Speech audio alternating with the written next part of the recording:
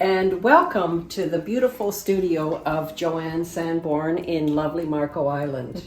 So Jo-Ann, thank you so much for agreeing to spend time with me this morning. And you are so well loved in actually Southwest Florida, not just in Marco Island and in Naples, but certainly your reach has been broad, right? Thank you, Jo-Ann. Oh, it's always a pleasure to see you and to spend time in this very inspirational space. My studio has gone from various places over the years, and this is where it is right now. This is where it is right now. So anyway, Jo-Ann, if we're going to spend a few minutes together and we're going to talk about all things Jo-Ann Sanborn. Is that okay? Sure. Ask away. Okay, so first of all, I want to congratulate you. You received a very beautiful award and recognition on Saturday night with the Marco Island Center for the Arts. Yes, I did. So what were they honoring you for? They were honoring me for years of being in the arts on Marco. And over the years, I've held various positions. I was on the city's Arts Council. I was president of the Foundation for the Arts. And I've been active in the arts, the Marco Island Center for the Arts, since I came to the island. That was one of the first things I did, was join the Arts Center. And what year was that, Jo-Ann? That was 93. In 93. In 93. Right. So you've certainly established your roots in this community for a very long time. Yes. Right? I've been teaching there since 2004. Wow. And now I'm holding open studios, which are great fun. People can just come and paint. And it gives you an opportunity to, I'm sure, meet non-Marco Island artists, Yes. right? Yes. So that's awesome. So I want to go back to the early days of Jo-Ann Sanborn. And you are from Pennsylvania? Where? Gloucester, Connecticut. Massachusetts. You're from Gloucester. I should have known a little Massachusetts. bit of the twang that it was. It there does was come out. Massachusetts in there somewhere, and I'm sure it was an incredibly wonderful art scene to be a part of in the early days. So, a little bit about your progression? Are you trained in the arts? What is your background, and what were you doing in the early days? Well, I've always painted, but I didn't go to art school. And as soon as my children were old enough and in school, I began to take lessons. And I first went to the community college, which gave me a really good foundation in the basics. So I learned design and figure drawing and the various disciplines and mediums, including sculpture. And so it was a good foundation, that program. And then I started to take lessons with someone from Gloucester who had studied under Heinz Hoffman. And she was a big influence in my life. Her name was Johanna Murphy. And she's now passed, but she was a great teacher. And then I moved to Florida. Oh, wow. And since then, to me, an artist is always learning. So I still take classes more online now than not, but you've got to keep learning. Oh my gosh. There are new mediums, there are new methods, and trying them out is half the fun. Well, I must say, as a self-taught artist, you have been gifted with the art gene somewhere along the line in your family lineage, because you cannot compose and manipulate paint as you do if you didn't have a natural ability. Well, another thing that happened when I first moved here and began to take art really seriously was painting with the outdoor artists. So I'm one of the foundation members of the Marco Outdoor Artists who we painted outside once a week, and then once a month we would have critique. And some of the people who went to that were very accomplished. So it was easy to absorb some of the fundamentals as we talked about each piece that was up for discussion. And that's a wonderful learning experience. Oh, it is. Isn't it? It's critical to an artist. Right.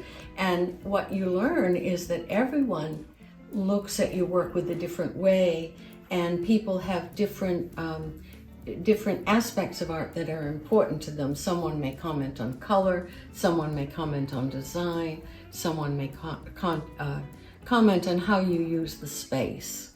And so you get a broad picture of how your work looks to others, and then find the way that you want it to look. Absolutely. So that was, I think, critical to my development. Your work is very refined. So Jo-Ann, you're known as a woman that paints the Everglades. That's right.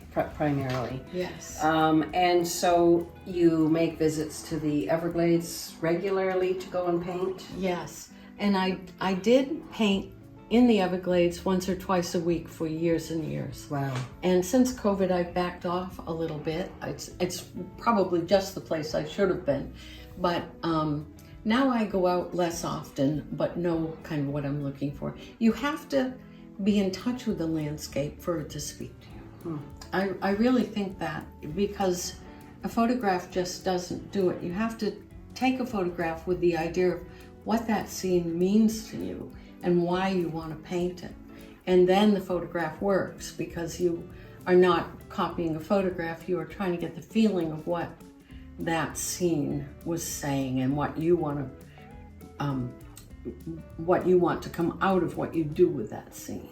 Because it's really important, I think, and I'm curious about the kind of messaging that you are pushing forward with your artwork.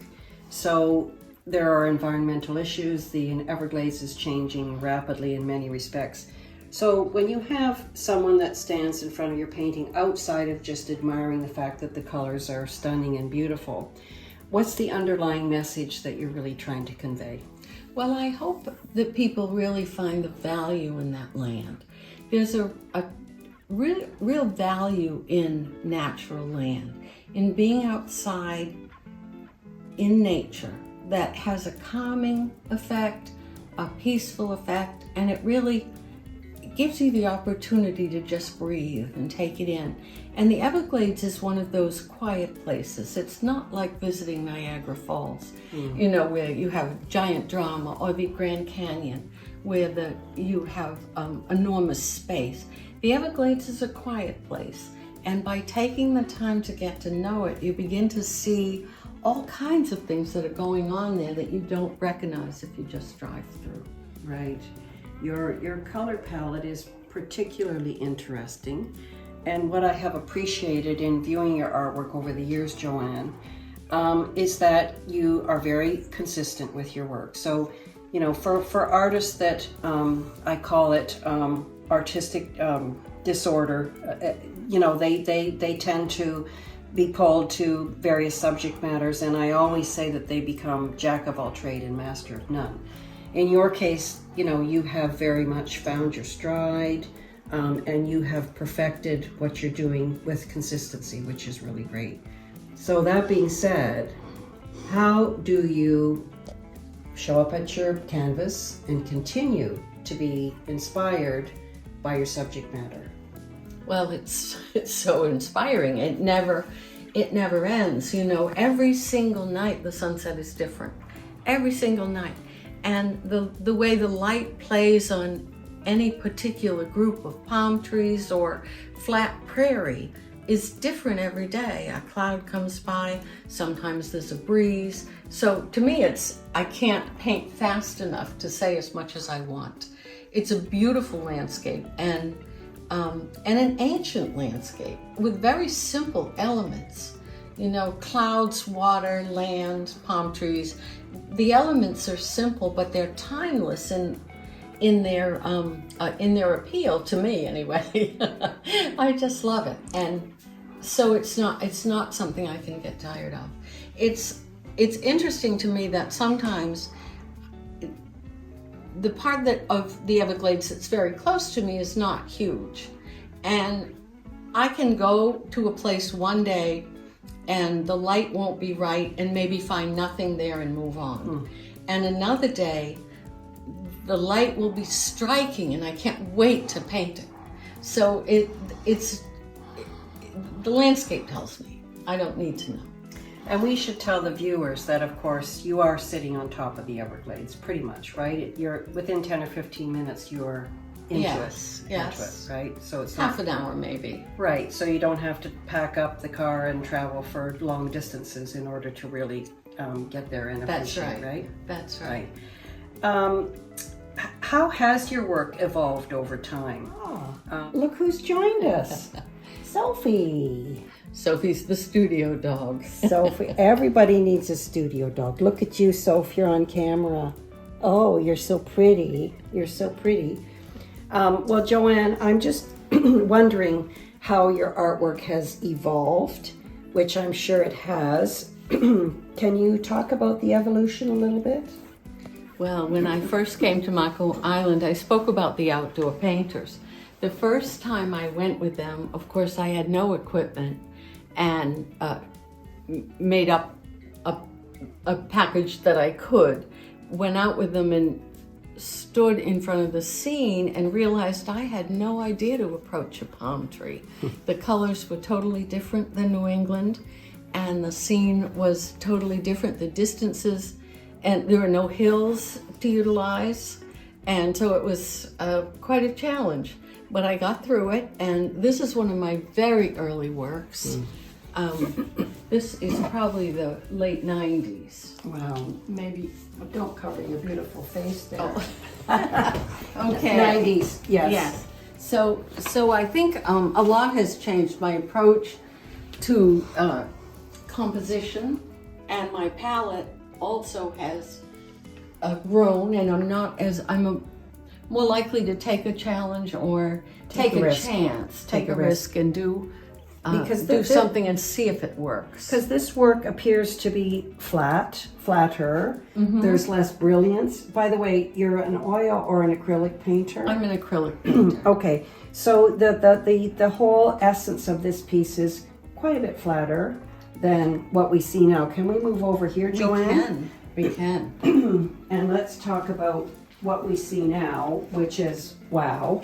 Well, thank you. So- This is a scene that's very familiar. It's in the Everglades, not far from my home, and it was one of those dramatic evenings when you have a big dark cloud, but the light comes through, and I wanted to portray that as best I could. So I'm still working on this painting. It has a way to go. I will soften some of this and make that a little stronger. I think the water may be done. I may touch it up a little, but it's coming along. And I think you're right that there was a little more volume in this painting. Luminescence. And luminescence too. Definitely. But when we get these fabulous sunsets, they are such an opportunity.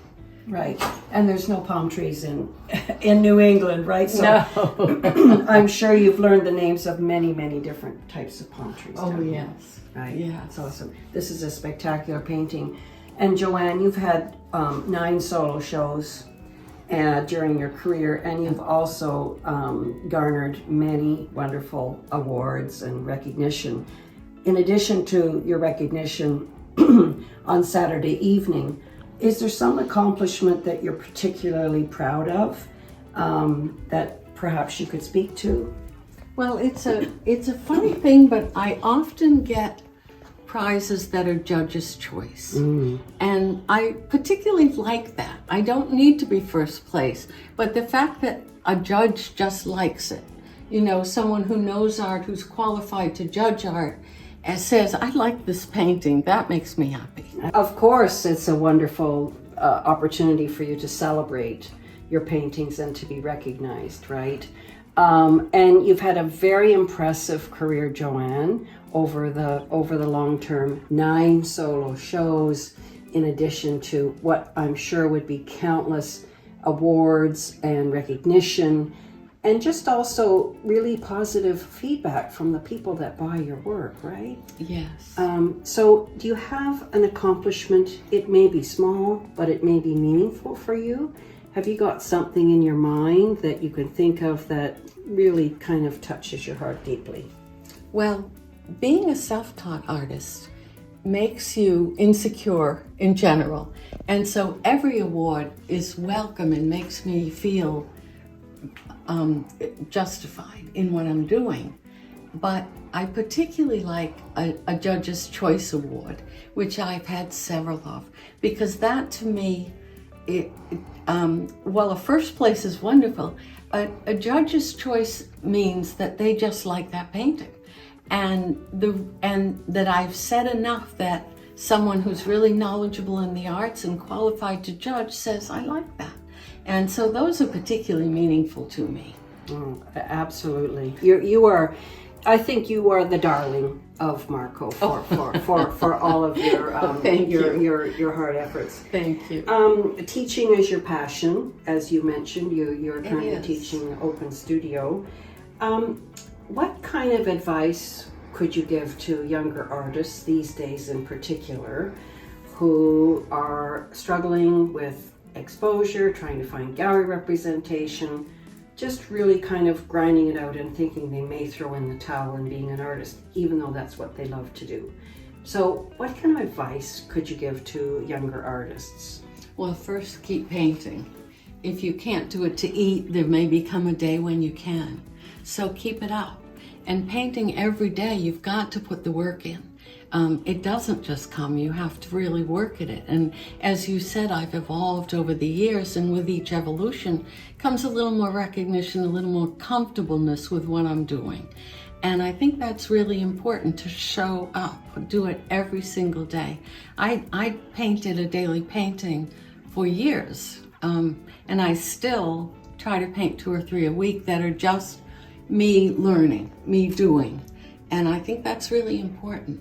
Absolutely. And we live in a very fast and spontaneous society now where, it's bang, bang.